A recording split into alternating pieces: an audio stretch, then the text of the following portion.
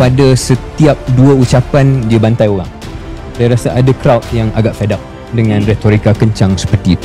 Fokus pada konsistensi agenda reform saya, dan itu yang sebenarnya penyokong tegar PH mahukan. Dan saya rasa ada dalam jiwa PMX untuk buat benda itu, tapi mungkin dia kan.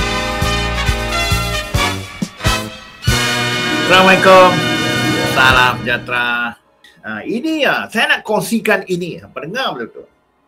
Video daripada Syahril keluar sekejap, agak menarik.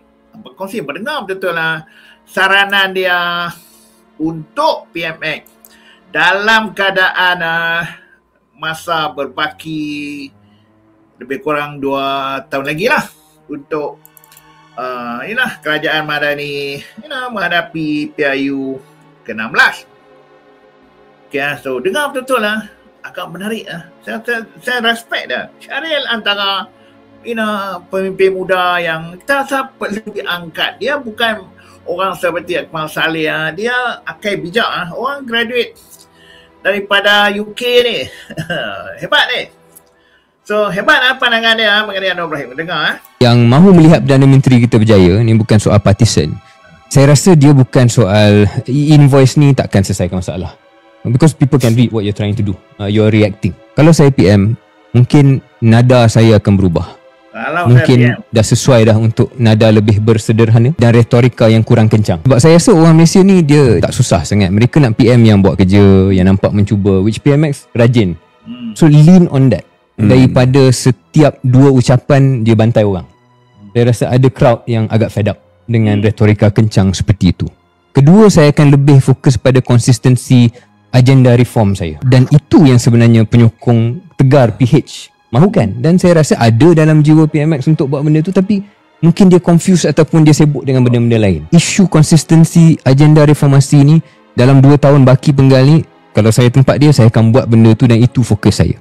Ketiga, dan mungkin ni sedikit kontroversial, saya akan kurang sikit keluar negara dan perbanyakkan pula interaksi saya dengan rakyat di Malaysia ni.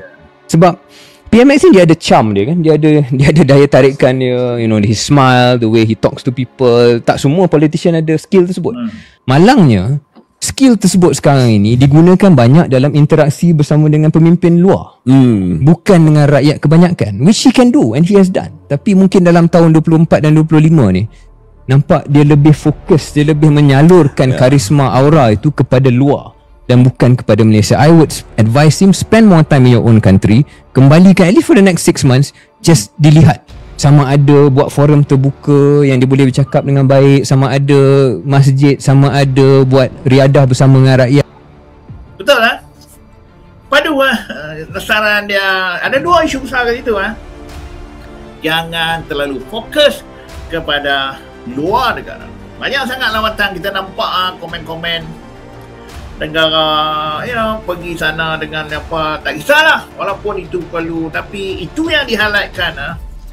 Dan kerja-kerja kononnya angkat bakun diri, telefon Trump, telefon Erdogan, telefon Itali, sesuatu yang kita rasa tak perlu pun. Betul, saya setuju. Dan pada masa yang sama ni, gerakkan jentera parti banyak lakukan aktiviti-aktiviti kat negara kita. Dan kita tahu bagaimana dalam pemilihan dulu dia berjanji akan memberikan 1 hari dalam seminggu untuk melihat perjalanan parti. Tapi kita tengoklah, nampak parti macam tak gerak langsung. Pakatan Apa dan PKR nampak